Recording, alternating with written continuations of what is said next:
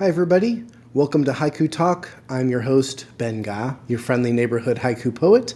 And today we're going to take a look at a really fun piece by Matt Snyder from the spring 2022 issue of Akitsu Quarterly.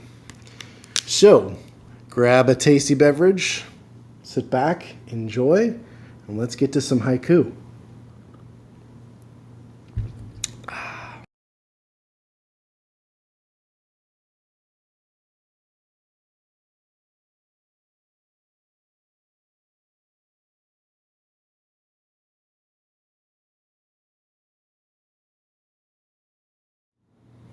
Welcome back. This piece is a lot of fun, and it uses a structure that I really like, and I call it playing catch. I'll explain in just a moment. The poem goes like this. Tree root, interrupting the path, interrupting the tree root. Tree root, interrupting the path, interrupting the tree root. Just a delightful poem. And why I call this structure playing catch is because the first image seems to toss the focus to the second image, which then tosses the focus back to the first image. So in that regard, we have the tree root interrupting. So the tree root has the focus, and then it's interrupting, passing. So it's passing the perspective to the path. So the tree root passes to the path catches your attention, and then the path is also interrupting the tree root. So it's like the path is throwing the ball back to the tree root. And so you kind of ping pong or play catch back and forth with your perspective as to what you're focusing on. And it's just a delightful sort of format. Don't see it very often, but when you do, or when I do, I always am amused by it. And it's something that I've written myself. I've used this myself in the past. And whenever you come across something, a moment that can work like this, it's just really great when you can, because it's just fun. It's playful, and it really also underscores how the poem works and how the moment is captured. So let's break this down line by line, and let's talk about what's going on here. So the first line is tree root interrupting the. Tree root interrupting the. Now, what's nice about this is that first, it definitely grabs your attention with the tree root. So you automatically are pulled into seeing something, and it's a very visual poem, and it takes your gaze and focuses it down. So if you think about it from like a camera lens perspective, you get this image and you immediately look down because it's a tree root, and tree roots are on the ground. Again, that's the suggestive language of haiku. It's pointing you someplace without actually saying, hey, look down on the ground. By just saying tree root, you're automatically going there. And so that's the first thing that you see, tree root. And then the following word is interrupting. So now you're looking at a tree root, and that tree root is doing something. It's not just a root there. It's actually doing something. It's interrupting something. And what is it interrupting? Well, we get the sense that it's interrupting the, and you're like, the what? So because you have the word the at the end of that first line, that's a little trick that's going to automatically pull the reader into the second line. It's one of these little techniques that just pulling you along. It's like provides like a current in a river that's going to pull you. Rather, you don't have a choice but to move forward because you're left hanging with the.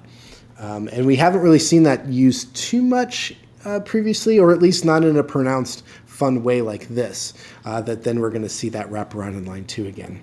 So that's the first line, tree root interrupting the. And so what is it interrupting? So we go to the line 2, and line 2 is path interrupting. Path interrupting. So the, we know it attaches to the path interrupting, but line 2 is just path interrupting. So now all of a sudden you have that first image, the tree root interrupting the, and then you go to the second image, path. And the path is also interrupting. So you have the same word on line 1 that you do on line 2 of interrupting, which is an action word, which is something that's happening in real time as you experience the piece. And as you know, haiku and senryu, they are poems that take place in the present tense. And this one really ups the ante by having a couple different action words to say that something's happening, and then something's happening again. So we have the tree root interrupting, the path interrupting, and then we get to that third line, which goes back to the tree root. The third line is the tree root. So you become back to the beginning, and it becomes the circular moment that happens. And what's really cool is that we as the reader, we as the person that steps into this poem and experiences this thing that happens, you have this tension between a tree root that's there that interrupts the path that you're walking on. You know, it's something you might trip over.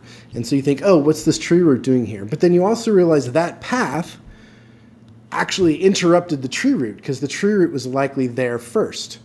If it's got a root that's big enough to actually interrupt the path. And it's, you know, and you as the person walking on the path, maybe tripping on this or stumbling across this, this little scene, become part of the thing it's interrupting, because both of these things are interrupting your walk. And so you are a third thing, that these things together, the path interrupting, or the tree root interrupting the path, and the path interrupting the tree root, both things are also interrupting your walk. Hopefully you don't land on your face when you encounter this, but certainly it could happen. And that's just a really fun, energetic, springing forward kind of thing. And what's also really nice about this is the way that the poem is constructed to get tighter as it goes down. So you have a long first line, shorter second line, and short third line. So it really focuses in on the tree root again. And it's just a really delightful poem, really good use of playing catch as your structure, and really nice the way that the lines are constructed to focus you back down onto the tree root.